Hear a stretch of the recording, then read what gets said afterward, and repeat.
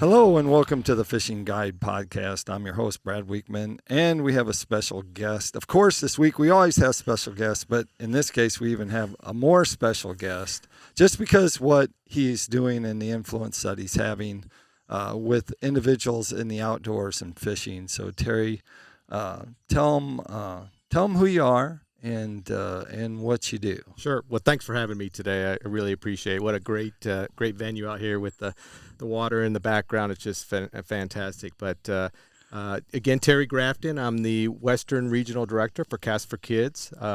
We are a 30-year-old organization, a nonprofit organization that really focuses on three areas of our mission. We want to enrich the lives of special need kids. We want to support their families. And then we really want to strengthen communities around that. And we do it all around the platform of fishing.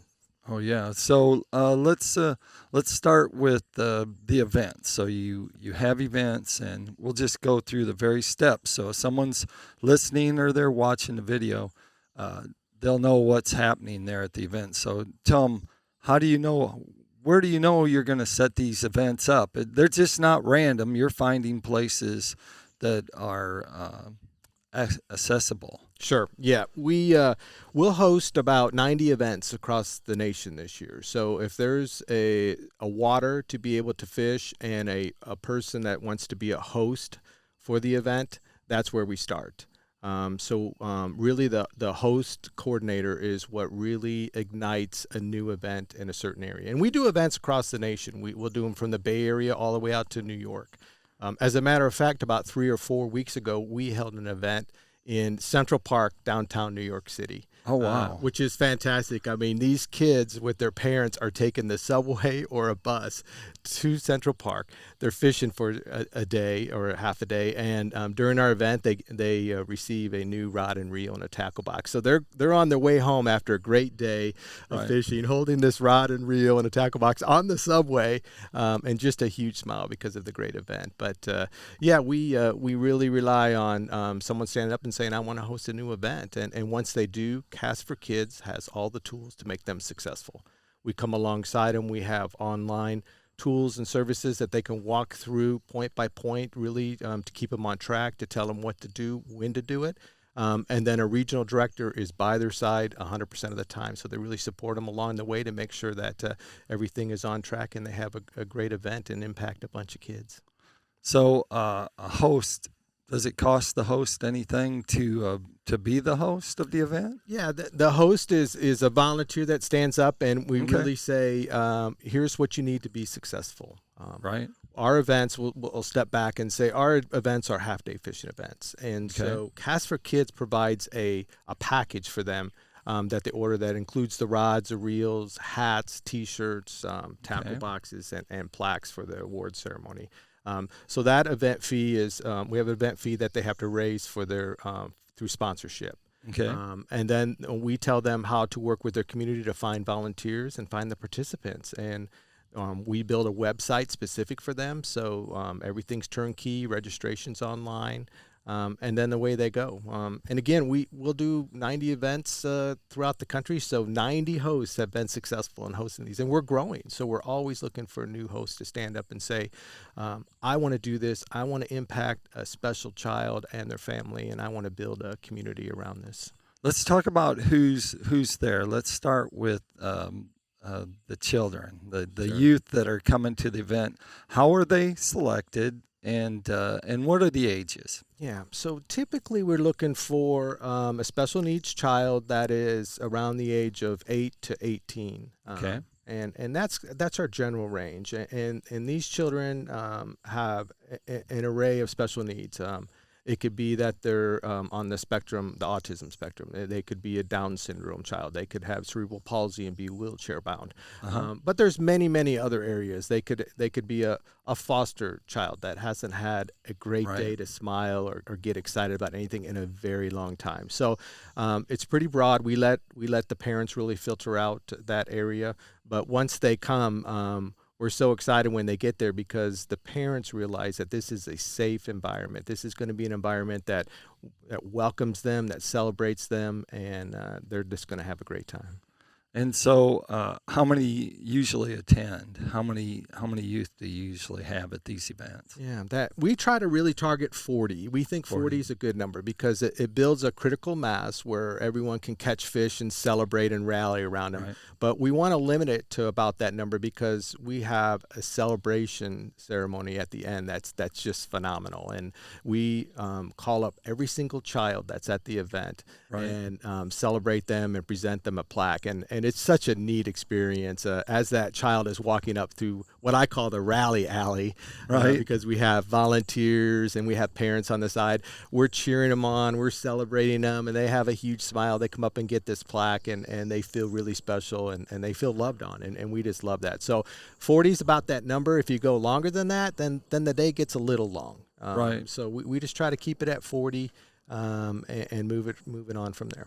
Okay. So, the events, where are they held? Is it community areas, or are we talking like we're sitting here on the edge of Beaver Lake, which is a Corps of Engineer lake? Sure. What reservoirs, lakes, ponds? How does it happen? It's just really a body of water where we can have access for the kids to gather around it. About Right. 65 to 70% of our events are actually boating events where we have Oh. volunteer boaters. And when the Gotcha. kids show up, we assign them a boater. They go out with their parent or guardian out on the boat Right. and have a fantastic day. They may catch fish, they may not, but they're going to have a beautiful day on the water and they're going to have a wonderful boat ride. So that's about 65% of them. 70s, and the rest are shore events. And a shore event can happen anywhere from Central Park Pond, Right. downtown New York City, all the way to Beaver Lake or Lake Gunnersville or Sam Rayburn or some of the more historic reservoirs and fishing areas. So it's really about finding a body of water that we can access, and then we work from there. So. Hey, you Lots of left out Murphy Park Yes. in Springdale, Arkansas. Of course, we had an event here, Yeah. and I was involved along with some other people locally here. So Yeah. it was a good event and a lot of access. So there was wheelchair access, Yeah. and so that really made it easier for the people putting on and hosting it, didn't it? It did, yeah. Murphy Park is a fantastic park. We work, of course, the state of Arkansas really supports us, and the Arkansas Game and Fish came alongside us and pre-stocked the pond so that Right. we had a good chance of catching some fish. And then the city built some resources around there, as you said, so it's all paved. There's a little Yeah. area that has a guarded rail for wheelchair-bound folks to be able to participate and fish, and restrooms and pavilions. So it's just a beautiful, beautiful area that really welcomes our type of events, that we can have a wonderful event. Let's talk about you were talking about being on the water and talking about the access and stuff. How about liability? I'm sure people are thinking, "Oh, they're going in my boat." So how about boater volunteers and how does that work? Yeah. The boater volunteers, when they show up, they have to bring along, they have to sign off a form that says they have an insurance, to cover their boat and such. Cast for Kids provides an umbrella liability insurance at every single event to cover Okay. anything that might happen at that event. So All right. that's part of the package. The host good. volunteer raises that program fee, and that includes, liability insurance. It includes our 501c3 status. So folks Right. who donate are eligible for a tax-deductible donation through that process, along with the online registration, all the digital tools. We do some marketing. We provide some flyers. And then, again, the rods, reels, hats, tackle boxes, all that stuff comes along with it. But, we provide that entire package. That's one of the benefits of going with the Cast for Kids program. So let's talk about sponsors and sponsorship. How does that all happen? You probably have some national sponsors that are at all the events, right? And then you probably have some more local companies. Yeah, great question. We have, if you would think about it, 3 layers of sponsorship. The first level and the most active sponsors are the local ones. Hosting 90 events around the United States, the community really has to rally together These are fully funded, fully supported by the local community every single event. So it's fantastic to see different groups, businesses, organizations rally and come along and support them. So that's one level, and they get recognized on the back of T-shirts and posters and things of that nature. We also have, as you mentioned, a few national sponsors that provide product and support across all of our events nationally. Give them a shout out. Yeah, of course. Okay. Luz is a great partner with us. They support us with the rods and the reels, and Flambeau tackle boxes are always there with the child. That they can take home their brand new tackle box and get really excited about that. Pico Lure supported us with some product at the local. Yep. That's a great example of a local sponsor that says, I want to be a part of this and do something great for these kids. We really appreciate that. APCO stands up and supports us with some of our apparel. That's our national team that really helps out. But what's really important also is a regional sponsor. Right. And we are looking for more of those. As I mentioned before, we'll do about 90 events across the country this year. We have 4 regions. We have a Western region, a Central region, which I manage. We have a Texas region, and then we have an East region. And if you look at the West, has about 30 events. Texas has 30. East has 30. But if you look at the Central region, and Arkansas, it forms in that Central region across, and it goes up through the heartland. We had 3 events last year. Oh. And everyone else is growing. Everyone else is going, and we're behind a little bit in the Central region. So we are looking for regional sponsors to stand up and say, I want to be a part of this foundation to help this grow. We'll have a couple more this year, so we'll be at 5. But we have a long ways to go to get up to that average of 30 to 35 within a region. And I can guarantee you there are kids sitting at home today, thousands of them in the Central region saying, boy, I wish I had an opportunity to go fishing. I mean, they're just wanting to go, and we're looking for folks to stand up. We're looking for regional sponsors to support that. I can tell you an example. We were at an event 3 weeks ago, and a mom came up and said, we are so blessed that you have these events. My son came here last year for the first year and received his plaque. For the last 3 weeks before this event, he slept with that plaque every night because he was so excited about the event. So, these are just fantastic memories. These kids have just a wonderful time. They're loved on and celebrated. But we also try to equip them with not only a few fishing skills, but we want them to recognize the fact that they can overcome their limitations. We hear that from the parents afterwards. If a child is successful fishing for that day, they start to think and believe in themselves and say, I can apply this to other parts of my life and be successful. And parents write us and say, now my child's stepping out and trying new things and doing things. So it's fantastic to see what happens at these events. I know we were there. I took some pictures. It's the moment of catching a fish, and that builds into everything because we had a meal afterwards, and so had lunch, and you could see it like all the way through. Even though they were talking about fishing, they're still talking about life and the difference of the people that were there. I think the people that volunteered. You had University of Arkansas. Their bass club was there, and so they were helping out, and the Springdale Police, Springdale Police, yep, absolutely, they were there.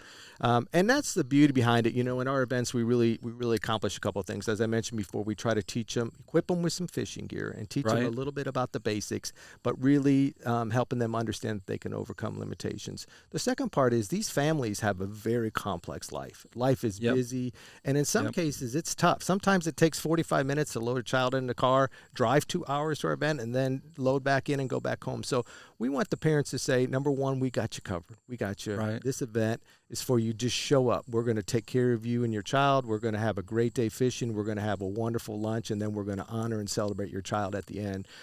So that's really special. We want them to understand that they're going to be supported. They can show up at other fishing events or other events, but they're always wondering, is it going to be awkward? Is there, wonder if my child is having a tough day? Will people understand? And they know when they show up at our events, we're there for them. We're like, come on, we'll work through it. We'll get through it. So that's really special, to support that family. And then the third part is this community, as you saw. When volunteers show up at our events, some of them are doctors and lawyers. Some of them, work as in the trade business. Some of them are are working at the hardware store. Some of them are teachers. They come from Right. all walks of life. And usually, in many circumstances, these groups of individuals don't have a common area to kind of connect and meet each other. And they Right. do it at our event around the sport of fishing, which is just beautiful. And they build long time friendships. So many positive things come out of this. Then, and so if you host one, then the following year, is it easier? The next year, do things get easier? Because you have things that you can show them, some posts or Yeah. some things that they can relate to. It does get easier. We have a lot of first-year events. We have many this year because we're growing. We'll probably have our best year ever. But there are Right. some hosts that are on year 20, 24, 26. That's just phenomenal. But what happens is word starts to get out, to your point.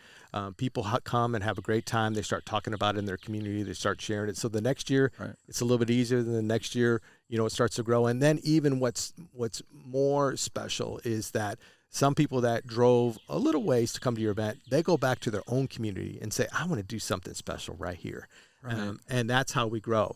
That's how Texas has over 30 events, because people come, they have a great time, they go back to their own community and they say, I want to do something special in my community just like this. Yeah, what an opportunity to make a difference in someone's life. It is. And it's around fishing. I mean, isn't That's that right. fantastic? So tell me, who started this? How did this all develop that someone decided, hey, we needed a cast event? Yeah, it started 31 years ago out in the Northwest, and it was a group of individuals that wanted to create a special event for the special needs community because they recognized they weren't being invited to events, or they just weren't feeling like it was an event that they would be celebrated. So they started this up, and they worked a lot with government entities around the ponds and lakes, and just kind of started as an idea in a centralized area.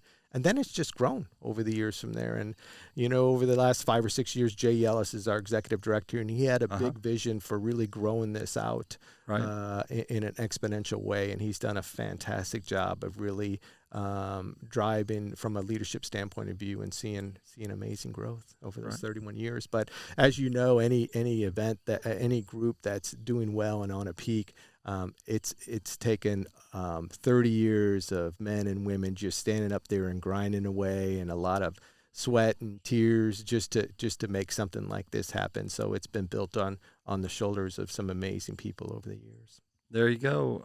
That takes us to Tackle Time. Tackle Time sponsored by Pico Lures. Pico Lures has a complete line of hard and soft baits. We're actually going to go out and do a little trolling here in a second. It's for work, and we're going to catch some fish. So they have crankbaits. They also have soft plastic lures, and that's actually what we donated to the kids was some soft plastic, some jig heads, I believe, so that they could turn around and go fishing and catch some fish themselves. And so you can check them out at picolures.com. Terry, tell us if they want to get hold of you, if they want to be part of this, the cast, what is the complete title of it? Sure. It's cast. Yeah, it's our organization's called Cast for Kids. Okay. And CAST is actually an acronym. It stands for Catch a Special Thrill. And that was the thought behind it. So they can reach us at castforkids.org. Okay. My information's on there. Find an event. They can go down and look at an event in their state, and they can locate an event near them. There's also an area that says, I want to host, or I'm interested in talking to someone about a host. They can click on that. Right. Again, my contact information is on there. Or you can reach me directly. I'm at terry@castforkids.org is my email address. And so you can find me there. You can shoot me an email. You can call into our national headquarters, and they'll forward it to me. But a couple different ways to reach us. We're on Facebook and Instagram and all the general social media platforms as well. All right. Sounds good. Well, that means it's time. We need to keep going. We need to go fishing. Yeah. But appreciate you coming and being part of the show. Like I always like to end the show, make sure you keep your hook sharp and your lures in the water. All right.